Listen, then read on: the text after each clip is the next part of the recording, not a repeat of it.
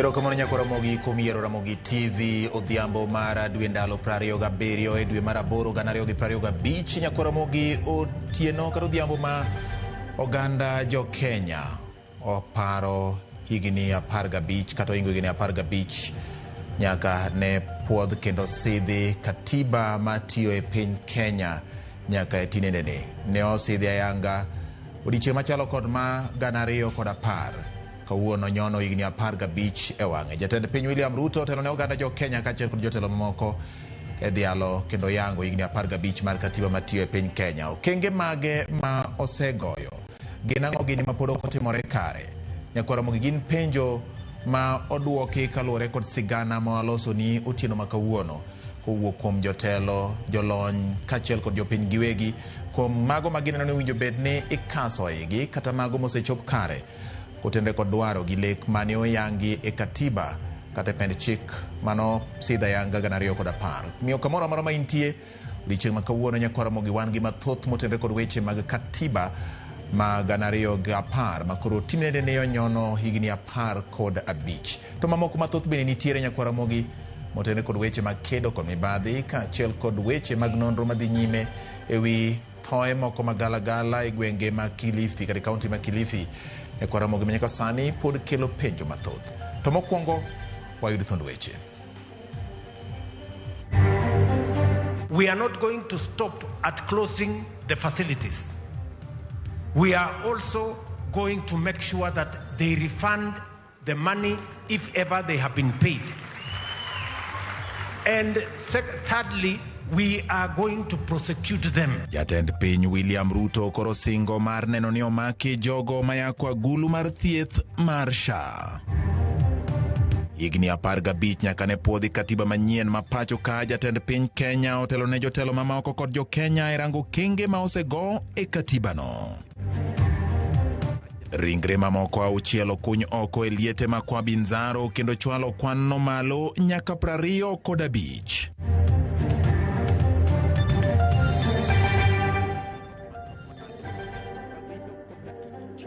Machiegni nyakora mogi be thuolo mar diko na namba en 336 Facebook Ramogi TV Kenya, mbui mar YouTube Ramogi TV Kenya, X @Ramogi TV KE. Jaloko mari iluongo ni Wilson Ochuka, nyinga en George Bati Daddy Cool wod Tsunami machiegni. Piny Kenya kawuono ohingo higni 15 mar katiba nyaka ne kadhe e higa mar 2010. Jatend piny Kenya William Ruto otelo ne nyasi mar odiochieng'no e kar romo mar KICC. Ruto singo mar medo keto maino e kedo gi mibadhi e pacho ka kaka yor chopo dwaro mar katiba. Raila Odinga ma otelo ne ODM bende owacho ni en e kinde ma owinjore koro mondo rang kaka inyalo tim moko kuom lokruoge ne katiba mondo chenro odhi kare. Gin weche nyakwara mogi ma otimore kama nyasi obagi kendo ne otele kod jatend piny William Ruto KICC Nairobi. Kapurwani motende kod weche mag katiba en ni ka Kenya koro hingo higni 15 mar katiba to rubin podi goyo marango ting' ma sirikal mamalo sekao e chopo kare dwaro mar katiba no kata poni ok gisetimo gigo madwarore mamiyo katiba bedo kod thirruok. Jafwambo marwa Walter Nyambaga menyo pach jolony ewi kaka bad sirikal maduong' osedhach gi katiba mano kadhi kendo sidhi 2010. Higa mar 2010 dwe mar 8 Kenya noyudo katiba manyien mane chiwo geno kod dongruok chung' kend mongirore e bede mag sirikal mar doho, menyo tije sirikal mamalo to kod kor gwenge. Higni 15 mosekalo gin okenge mage mosego kod piny owacho e singo mage.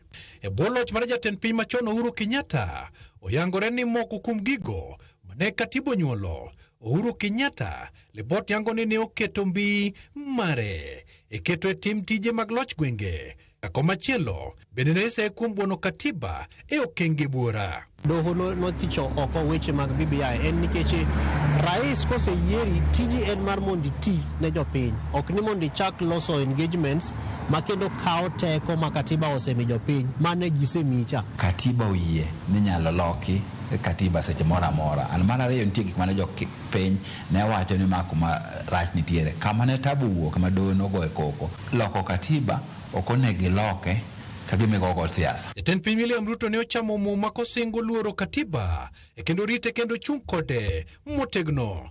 Ruto ne ochako kod chiwo thuolo mar bedo kod teko ewi pesa kuom duol kata migepe mag piny owacho. Kata kamano, to kata mana Uhuru Kenyatta to kod Ruto bende ne oromo kod ohinga mar doho kane otemo dhi ataro kod katiba karanyisi en temo chugo lemo mag jolop jotend migepe. Ka ministers waket namba gi mathis to assistant bwagol to bang' mano jatend piny nomedo to doho nyisa ni medo ni mokwongo ok gima ne katiba dwaro, to mar ariyo konego time to kakitime ne kakitime nade kakitime. To gi dho ngere waluonge ni ultra vires manyiso ni tiyo gi teko mang'eny ma ok magi.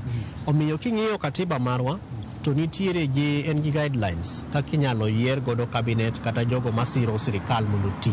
Omiyo kochopo kama koro iketo ofise ma onge katiba, mago jo Kenya bro dhi e court. Sirikende mosebedo bwo katiba manyien irango kaka mago mosedore kod gwandruok gibedo migepe ma katiba chuogo miyo ti kar kendgi. Jolony wacho ni mano osedok chien. Magima jatelo mar piny nyalo timo en ni mar mondo o support independent institutions kata independent commissions. Waseneno nitiere gigo mang'eny mitimo kaka sani wantiere gi Ethics and Anti-Corruption Commission, ni kendo chako ket nyaka komiti moro bende ma jatend piny wacho ni amane madhi konyowa. Sirikal mar Jubilee irango kaka mane ochako kelo digni e moko kuom chike mane katiba dwaro ni mondo chugi kendo ketie tim. Ranyisi en mano mar keto kare kwan mine gi joma chuo mane nie lemo mag telo moyangore kaka two-third gender rule. Nyaka wabed gi two-thirds to kwa dhi yiero ji to kaka gini dhi yudore nobedo tabu. Koro ywaruok osebedo nire kaka nwatim osetem gik moko mondo loke katiba omiyowa to kaka wadhi yude to kotimo nade okonyisowa. Ruto bende osethung kod joked ne ratich oganda kuom golo chik mondo chwal jolweny kata obila mondo rakre kod jong'anyo moseneno pachoka. Jatelo mar William Ruto be nitie gik mosetimo maseche moko king'iyo to gidhi maber gi katiba, to be nitie mosetimo madhi maber gi katiba. Gima konyowa kaka jopiny en ni wan gi doho. Walter Nyambaga, Ramogi TV. Jakoromogi od bura en achiel kuom bede sirikal ma en siro e chopo kare dwaro mar katiba. Katiba manokadhi higa 2010 ne ni kod fuonde mage madwaro ni od bura omed rido fuonni mamoko ma tayo kaka jood bura tayo chenro magi. Jood bura bende katiba omiyo teko mar menyo kaka itiyo kod mwandu mag jopiny to kod chuogo chike. Od bura bende osegoyo kang' manyime e siro katiba koso jood bura onogo osethiro katiba no. Jafwambo marwa mar siasa Chris Owino ni kod mathoth. En safar mane ochakore higni buora bang' piny Kenya yudo loch e lwet jowagunda, safar mane ochwero remo kaachiel kod loch jo Kenya.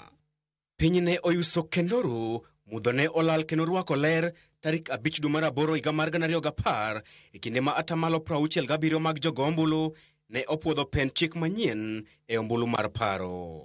Jumbe 2 bang'e, pen chik manyien ne ochako tich ayanga kendo miyo jo Kenya muya manyien e weche mag telo. Wanyalo bedo gi katiba maber, to ka joma onego bed ni tiyo gi katiba ne gin joma richo, pod gibiro yudo yo ma gitiyo mana kaka gidwaro, kendo pod gibiro yudo yo ma rode mantiere ma ginyalo wuok godo mondo kikelu katiba. Anyalo pime gi muma. Inyalo bedo gi muma maber kabisa kendo package color ber and everything, to mano ok loki bedo ja Kristo maber. Achiel kuom lokruok manyien ne en chugo od bura mochung' kar kende ma ok oyiengor e sirikal mamalo. Od bura mar 13 kata kamano oseyudo seyo kuom bedo lwet sirikal mamalo e tijegi.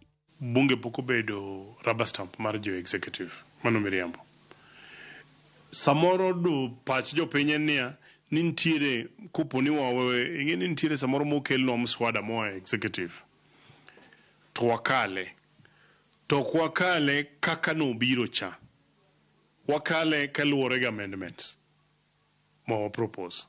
Be onge gima osebiro mana kaka nobiro no to kaka odhi, kata finance bill manye obiro achien kaka nobiro nitiere amendment moko mwatimo. We've seen a speaker of the National Assembly who from morning to evening, he speaks, drinks, and wines with the executive. That is the speaker who is supposed to implement what we are talking about. That's why I said, if we had a speaker who will tell off the executive, then most of these things that the executive has sat on, Parliament will have the energy and the power to prosecute. Od bura en achiel kuom mise motegno mane jolony mane ondiko katiba manyien ne omiyo ting' mar miyo katiba manyien muya kuom kalo chike mar tego pen chik mar 2010. Kata odoko ni od bura osekalo thoth mag chike makamago, ng'ur pod nitiere ewi chike mamoko kaka paro mar chik mar medo kwan jotelo mamine e od bura malo kaachiel kod od bura mar Senate. Jaod bura Mauriri Mark Nyamita kod nyawadgi ma Saboti Caleb Amisi odok ne od bura kuom kalo chike mag keto e tim sirikal mag counties kaluwore kod dwaro mar chik. E lwedo ma korka chich, od bura oseyudore e chuodho kuom thiro sirikal mag counties kuom duoko piny omenda monego chwal ne counties higa ka higa e budget maduong'. Pok wabedo hinga mar tamo pesa mondo dhi e gwenge. Mamano miriambo ma governors riambo. King'iyo e higa ka higa pesa mar devolution osebedo ka idho mbele. To konyal idho mbele gi speed magidware. Ko wagolo pesa ka mondo gerga go ECD e counties. To kwa dhi to japenyo wacho ni pesa manyu keto mar ECD no pok waneno ECD ka. Governors ok nyal dhiro ni medwa uru pesa ECDs. Paro mar chik machielo ma od bura pod oninde en paro mar chik mayango ka japiny nyalo thich oko jaod bura margi. Chris Owino, Ramogi TV, Nairobi. Weche medo kol e thuolo ma piny Kenya hingo higni 15 mar katiba matiyo sani. En higni 15 nyaka ne katiba mar 2010 chak tiyo e pacho ka katiba manokelo loch gwenge mabende ne geto chwalo dongruok machiegni kod jopiny e counties duto 47 mathurka. Gino okenge mage ma counties osegoyo to kuonde mage ma owinjo bed ni kete maino. Lidi Okeyo go mbaka gi moko kuom jotelo machon mag counties kod masani. En katiba ma osetiyo e pacho ka kuom higni 15 mokalo. Katiba mar 2010. Gie sani, oganda oseneno berne ka counties mathoth osebedo kapono lembe mage kendo yweyo tipo mare. Hamilton Orata en jalup gavana mokwongo ma county ma Homa Bay. Chako gimoro ok yot. Wan wadonjo office gawiti ji ariyo, governor gi deputy governor e moyier. Okuna nodhi chako Homa Bay County. Koro we used our experience. The governor used his experience, I used my experience. TA, Transition Authority, manoket in place. No biro nikech ne wa transit kwa e local government. Manejiwa from mayors, jinea, county council. Owacho ni katiba no osekelo lokruok e gwenge duto mapachoka. Gino mowacho ni biro pargo dogai mar ODM Raila Amolo Odinga. Ting owacho ni koro dong ne governors mar neno ne giloko chal kor gwenge mapachoka. Gimibiro parego moloyo mokwongo en devolution. Creation mar county governments. Ma county governments kawuono oloko Kenya te. I've always said ni ji no remember jok mano fight ne katiba Raila Amolo Odinga and obro bedo remembered as the father of devolution molo anything else. Olero ni loch gwenge no bedo matek kane gichako kalore ni piny luo ne nie kweth makwedo sirikal mane nyiso ni ok ne ginyal neno ber ma counties mamoko ne neno. Wan gaweti ne watiyo kabisa. E tij sirikal nitie gik moko matimore to ji ok ne. Focus one of the particularly health index. Ne wang'iyo ni jo county wadwa konyo nango. So nwa get a lot of health facilities. Nwa gero yore. Lydia kanu wachako tich. Jomoko kanu yudo maiti to tingo gi wigi. Ne wayao feeder roads. Wane manu wakungo ndiko ECD teachers e county e Kenya mzima. Kara Tom Mboya University. Wane mwakelo gaweti. Stadium nwaweyo kwa segere mwa handi over. Ne governor Masani. Ruto nyo biro motieke kama nyo devolution kama nyo Madaraka Day biro. Anwatiyo yigna par Homa Bay. Ungi ching mane president biro kelo nwa project yoyote nyaka wawe tich. Angeni jakwath madhiango nyole akwadha ne jakwath maber but jakwath ni tich mwan ineno Homa Bay and national government. And wageno ni shortly county government be biro nyiso magi magitiyo. Orata wacho ne riwruok mar jatend ODM Raila Amolo Odinga gi jatend piny Kenya William Ruto e sirikal manyuanda mar broad based osechiwo sir ne counties makaluo kendo counties go ni kod ting mar jiwo dongruok gin giwegi bende. Sirikal ma wantie mar broad based ni kik ng'ato par ni ji nyalo wuoke. Nochak ODM kanwa manyo sirikal ni mondo wadonje e sirikal, to sani wasedonje e sirikal, nyaka obed supported, and Ruto o demonstrate nwa no ikore ne konyo oganda wa kawuoyo kuom Homa Bay. Kata obedo ni katiba ni osekelo dongruok e kor gwenge, nitie kuonde moko ma owacho ni owinjo range. No winjore katiba bed inbuilt ni i-review katiba bang' ignadi, an no winjore obede katiba. Ma ji ng'iyo ni katiba ni ran, to bang' igni 30, tiani kata bang' 5 elective cycles, to ji review e. Kama duong' kendo ma katiba ni mobedo nwa mapek en gimiluongo ni public participation. Odwani everything mitimo obedi yo emigero jopiny nyaka yie. For posterity en an area manyaka rangi. Bende wakawo pach ma kuom MCAs mawacho ni ywaruok ma osebede kind tend counties kod senate kaachiel gi od bura osethiro chenro ma ichiwo gi counties ka koro gidwaro mondo mi chenro duto mag counties uwene counties. King'iyo budget marwa kaka Migori County ka kigoyo kwano malong'o kata kigoyo kwano mar the devolved systems ma Kenya ka yudo ka thothne pesa ma joka yudo machopo kar ka pod less than 15%. Jo county nyalo tiyore yo makare. Tich mar senate to gi tich mar mbunge to kata tich mar member mar county assembly MCA iyudo ka moko dwa chala ahinya. Iyudo ka samoro senate gi national assembly laore ni to ma onego tim gi jomage wane monego watim ma koso monego tim. Senate wacho ni gima kama onego bed ni wane watimo, machielo ni bende parliament bende yak ni ma wane monego bed ni watimo. Koro onge a clear distinction, onge pogruok matut ma fwenyo ni the role of senate onego bed no bedo magi ma mondo kik obed gi overlapping roles. An akoni mondo ji adhere to the constitution. This is the best constitution we have. Geno koro nitie ni paro makamagi biro ketie tim mar jiwo tend kor gwenge mapachuka. Lydia Okeyo, Ramogi TV, Nairobi.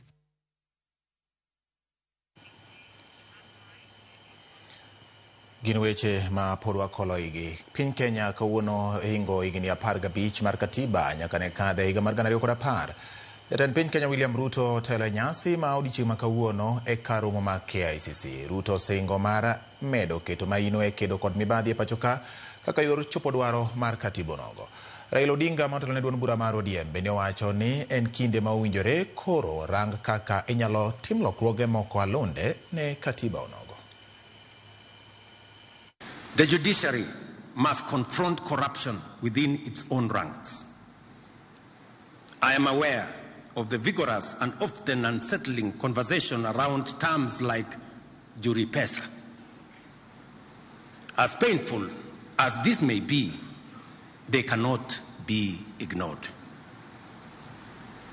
If the institution mandated to dispense justice is perceived as corrupt, equally need a review of all the laws that create national institutions and funds for functions better performed by county governments.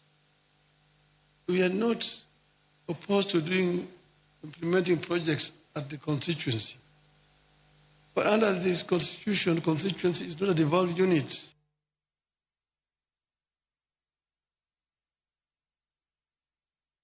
Riwruoge mopogore opogore makelo ne ratich oganda kawuono oriwore kanyakla mar dhialo higni 15 nyaka ne katiba ma higa 2010 sidhi kendo chak tiyo ayanga e pachoka. Achiel kuom gigo ma giwacho ni osethiro keto e tim kod luwo makare chike mag katiba en tend agoko e pachoka.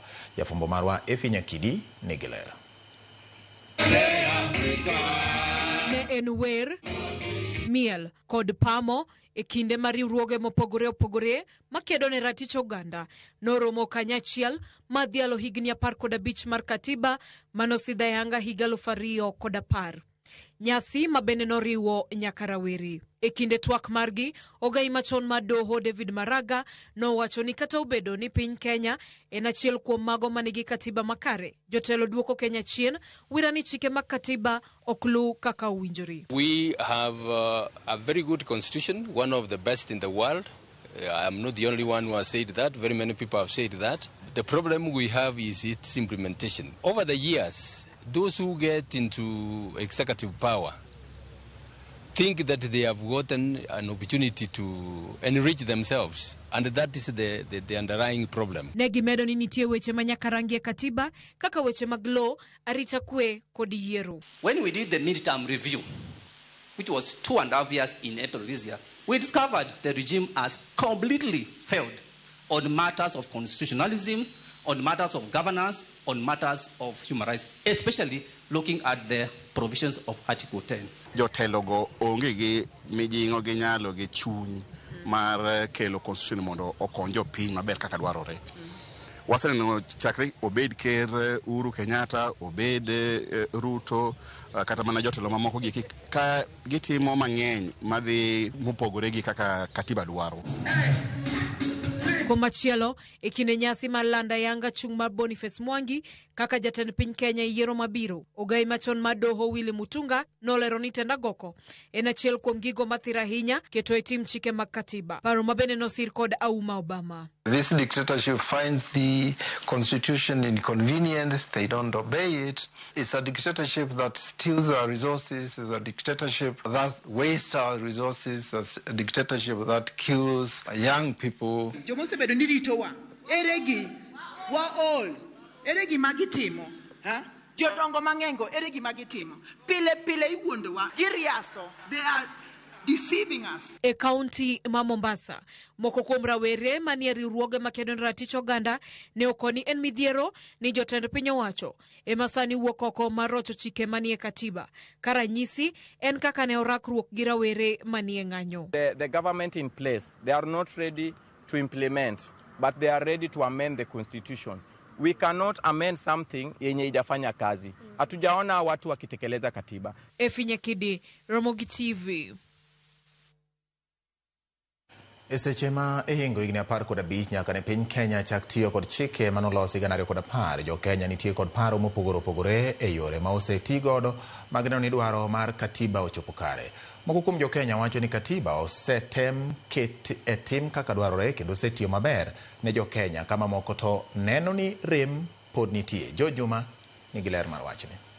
Chike ma piny Kenya tiyogo sani mane okaliga mag 2010 mabende ong'ere kaka 2010 Constitution en mano mabende koro chopo higni 15 nyaka ne jo Kenya gone ombulu kendo koro puodhe ka ok alero mbuno mar paro kata referendum. Gin chike mabende ne okelo gin mathoth ne jo Kenya kaluwore kod gigo eko magiting'o. Penjo maduong' en to bende jo Kenya mane nitiere kod geno e chikegi kata mago mane osiro chikegi e kind ombulu mar paro bende geno gi osechopo higni 15 bang' piny Kenya chako tiyo kod chikegi. Ok ane gimoro amora ma osetimore, onge lokruok moro amora, kendo percentage madang' amiye en 2% out of 10. Taparo na Kenya katiba no wayudo maber.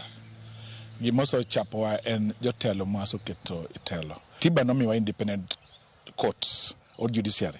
Chon ne rais emane appoint judge kako dwaro, to koro ne court ne timo gik ma rais dwaro sasi duto. Institution ma be nie katiba ok gichung' kar kende, nitiere interference from the executive. Jopiny to nitiere kod ting' mane ekete tim chikegi to bende gisetimo makorgi e kinde mar higni 15 ma okalo. Dhani japiny ong'e gik mowinjore gi tim mang'eny seriously, lakini kidhi wuoyo titimo rukonal ibiri buogi. Moko kuom oganda wacho ni thoth chikegi oseketie tim, kama kuom oganda bende wacho ni thothgi pok otim kaka ne gigeno. Sana weche ma mibadhi opong'o piny kendo imakogi, to kosamakgi corrupt is everywhere.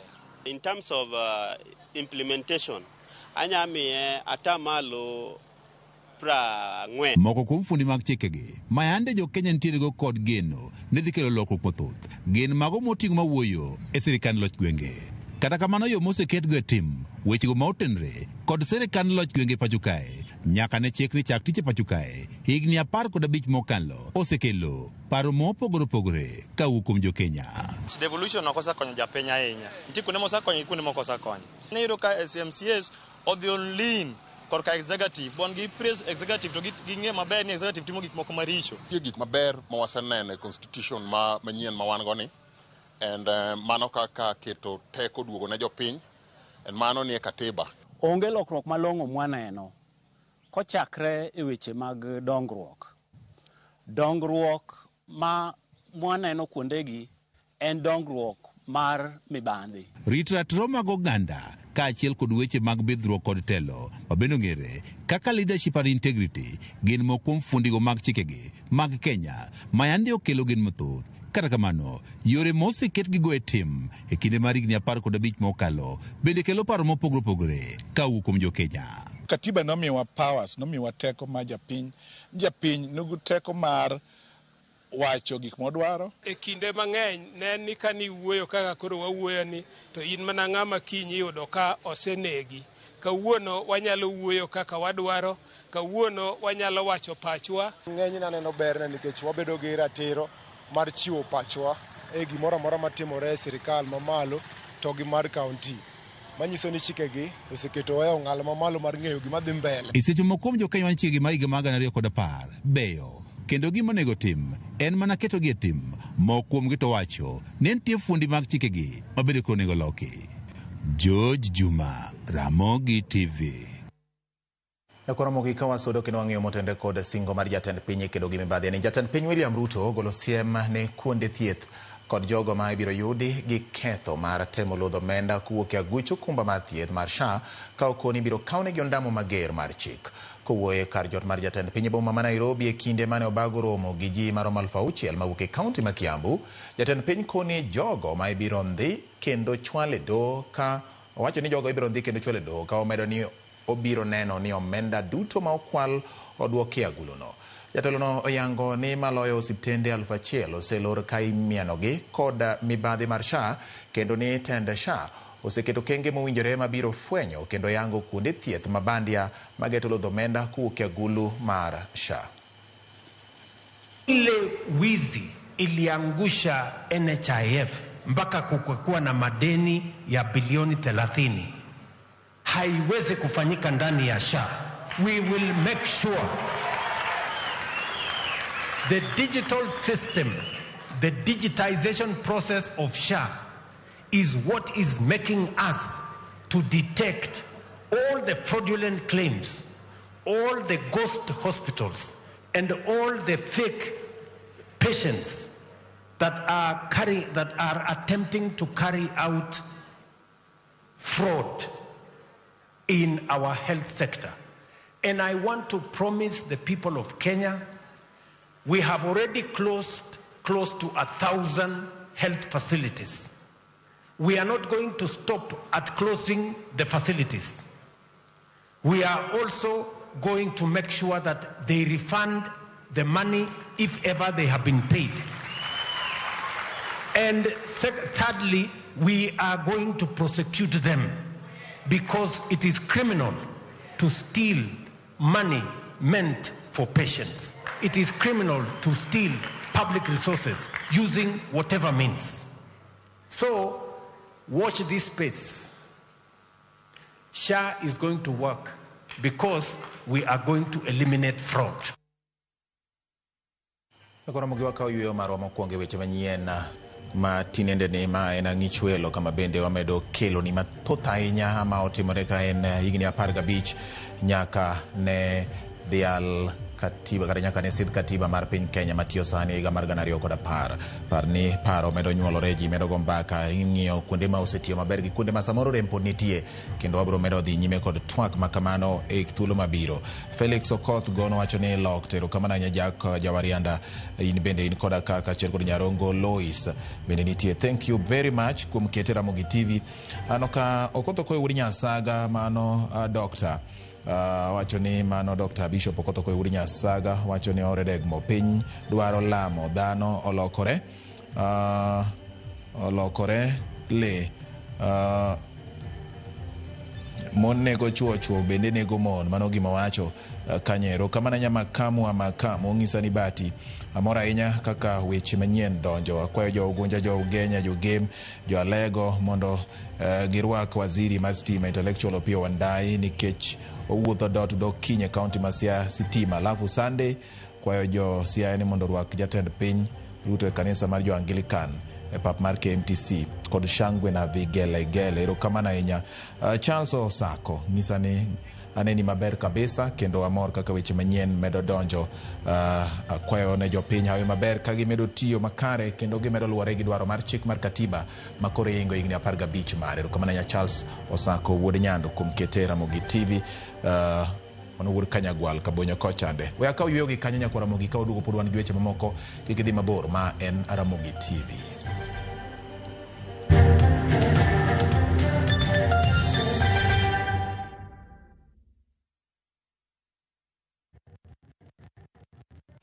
Saa zingine mambo kupata bila plan. Gas ndio imeisha, landlord akuache upumue, mtoto ni mgonjwa na bado ni mid-month. Usijibox kwa noma.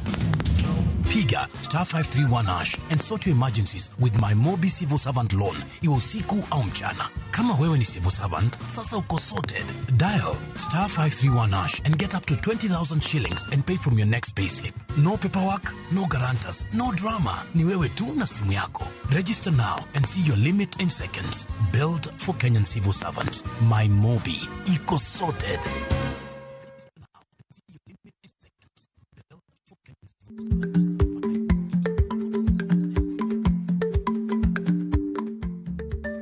Dhako muol kadonjo. Matiende ni, bedo ni ng'ato ling' e kinde ma owendo, ok ofulo ni omuol. Samoro en kod kido mamoko.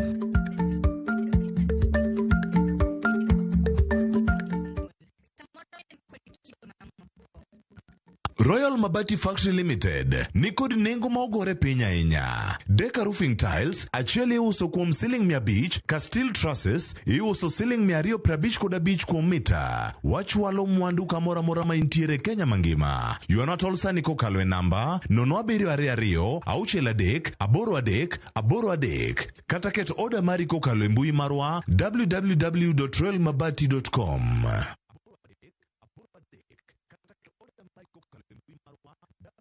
Bei manyo tich e piny mar Dubai, Bahrain kata Qatar, lek mari mayudo tich gikone ochopo e wang'e. Ei Talent Bridge Careers, watudi kod jondik je tich madongo dongo. Wechiwo sire yor ndikruok e tich kochakre, oro kwayo, keti kama itie, kaachiel kod nyisi kaka inyalo yudo visa mari, dari kod keti e ndege. Kik irit, ka okang' mar chopo lek mari kawuono. Ywa tol kata tudri kodwa e WhatsApp namba mar 011-345-4075. Lim website marwa ma en www.talentbridge.co.ke kata or email e jobs@talentbridge.co.ke. Talent Bridge Careers, your trusted recruitment partner, helping people move, grow and thrive. Chudo itimna ka iseyudo tich.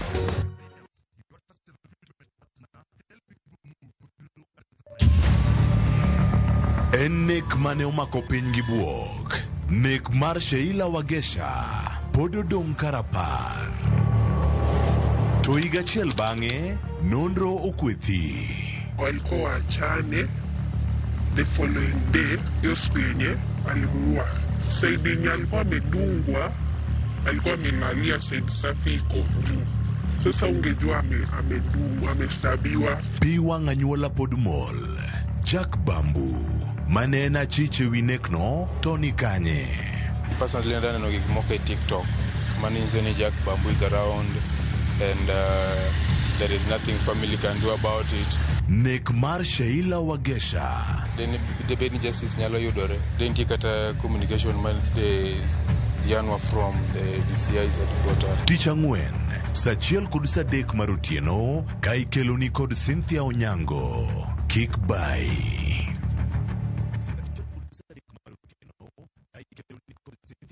Isayudo nyundo nikelo nyako chia jolokore nyaje lungani sandi nango nyako chia nigi yere kendo jalo siko ka chandi gimo nyako chia utemo kadhano.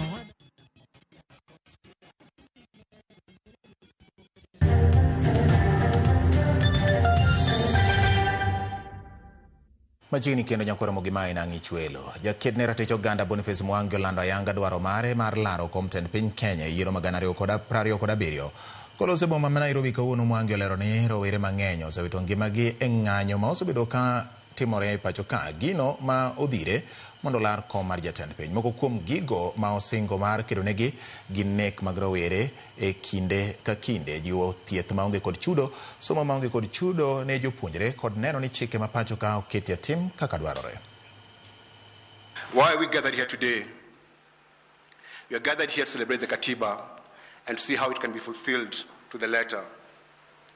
I have selected this great day to announce that I'm going to be running for the President of the Republic of Kenya. Friends, our country is broken and in danger of becoming a failed state. The truth is, things are depleted and depressed for our people. Nothing is hardly working in this country. A vast majority of us are struggling with the crippling high cost of living. Taxes are choking us to death, driving families deeper into poverty, and forcing businesses to close shop. We are being forced to tighten our belts, but I ask you, for how much longer are we going to tighten our belts? Due to the hard times, you sometimes hear Kenyans jokingly say, in a painful way, leo tunakondea wapi?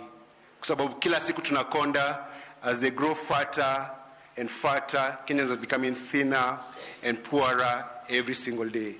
And that's why we're here, because we have the power and we must change the direction of our country. Ringre mamoko auchiel okunye oko eliete ang'wen ma yudore bungu ma kwa Binzaro e kaunti ma Kilifi odiechieng' ma kawuono makoro kelo ringre ma osekunya ka 25. Magi timore e kinde ma fuoni mag dhano maromo 21 bende okwanye alwora mar bunguno. Fuonigo ichano timnegi nonro mar DNA mar fwenyo ni to gin mag ringre manyalo romo adi. Koloso e bunguno e kinde chenro mar kunyo mar ringrego, County Commissioner ma Kilifi Josephat Biwott okwayo jodak ma kwa Binzaro mondo kony obila e chiwo arita mar lo ma Chakama kendo chiwo maling'ling' e chenro mar ji ma nyalo bedo ni tiyo kata chenro mamoko ma nyalo bedo ni time bunguno. Bende owacho ni nonro dhi nyime mar mako achije duto ma itudo kod timbe ma kelo thoe kwa Binzaro. Today we processed 4 graves. These 4 graves yielded 5 bodies. We also collected a skull not far away from one of those graves. So today we are speaking about 6 confirmed deaths, bodies. So we also collected many body parts scattered around the perimeters of some of the graves. So those ones will also be processed by DNA to see whether they match any of the bodies that we collected. What I was only requesting is the community to continue assisting us in terms of taking care of this forest. Tumepanga mpango na wenye shamba kwa sababu kama serikali hatutasita kukaa tu hivi kwa shamba kubwa kama hii 50,000 acres, and we don't want the same thing to repeat itself. Investigation inaendelea. Our DCI team is going on the arrested suspects.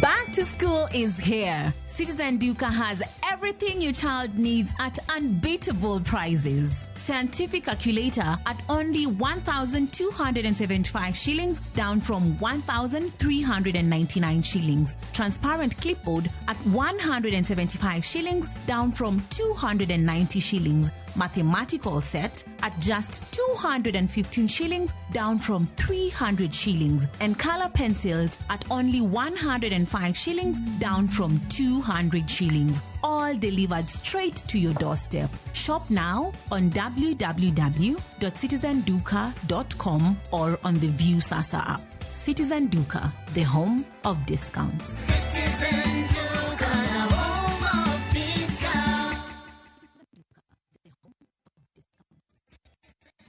As an MC, I need to walk the talk. It's a walk I've walked many times. It's okay, everyone. Hakuna shida. Before, these tough stains would stay on my clothes, and all the scrubbing, it would fade my colors. But thanks to new Ariel liquid, it's all good. It lifts the toughest stains, keeping your clothes bright. Wash after wash after wash. Asante, new Ariel liquid. New Ariel liquid for washing machines. Brilliant stain removal in one wash.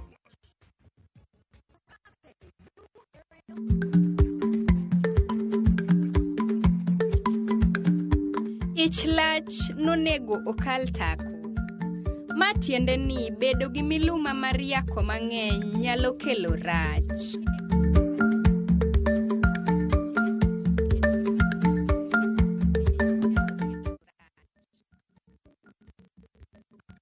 Introducing Wigo, your trusted ride. The ride with the most reliable, verified, efficient and transparent drivers. With fabulous cashback incentives for passengers, each trip on Wigo feels like an upgrade. Download Wigo from Play Store or App Store or SMS Wigo to 20425 and ride with confidence. Wigo, let's go.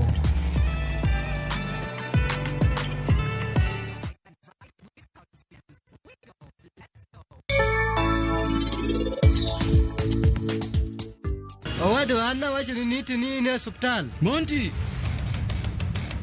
bende inwi ber adieri timang'o? Anna kena wacho ni niti ang'o. Nosiko kogochona. Ineno ka nyiri masani manyoga thuolo mar bedo gi joheragi to bende gigochonegi. To in kae isiko mana kidich gi tijeni to bende okidewe kata matin. In ok ichiem? Idwa wacho no kiwinj kech. Dawe. Gisani ana tueyo. Itueyo? Rajiv, an nasingora. Nodiochieng' mibo winjo maber. An abiro tueyo.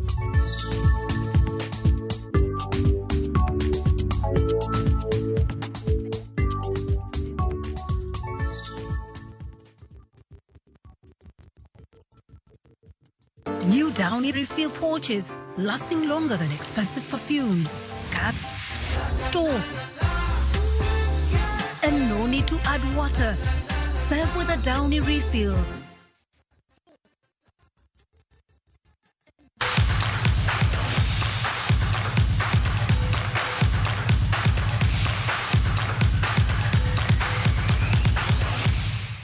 Tini koro wadonjo weche mag tuke. Kocha mar Harambee Stars Benny McCarthy olando kweth jotugo 25 mabiro gocho e tuke mag laro thuolo mar dhi World Cup mong'ere kaka World Cup Qualifiers dwe manyien. Jagol oting'o Faruk Shikalo, Brian Omondi to kod Brian Bwire. Jatuk Gor Austin Odhiambo weyo oko mar timno ka jotugo mamoko moluongi gin kaachiel kod Sylvester Owino, Alphonse Omija, Michael Kibwage gi Rooney Onyango mabiro go back. Mamoko madhi go dier pap oting'o Richard Odada, Alpha Onyango, Duke Abuya, Ben Stanley kod Lewis Bandi. Joloyo nywako Michael Olunga, Emmanuel Osoro kod Ryan Ogam e kind jotugo moko. Kenya gocho gi Gambia kod Seychelles e chak dwe mar 9 e alap ma Kasarani.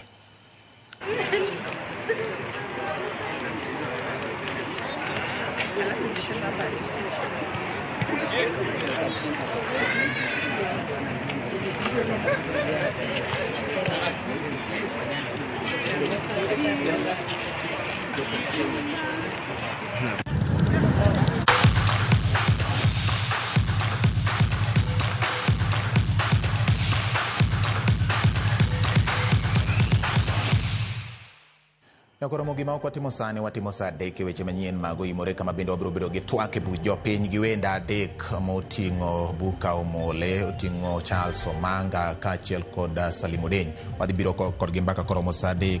Erokamano ahinya kuom keto Ramogi TV e thuolo machal kod mane kabene gesani.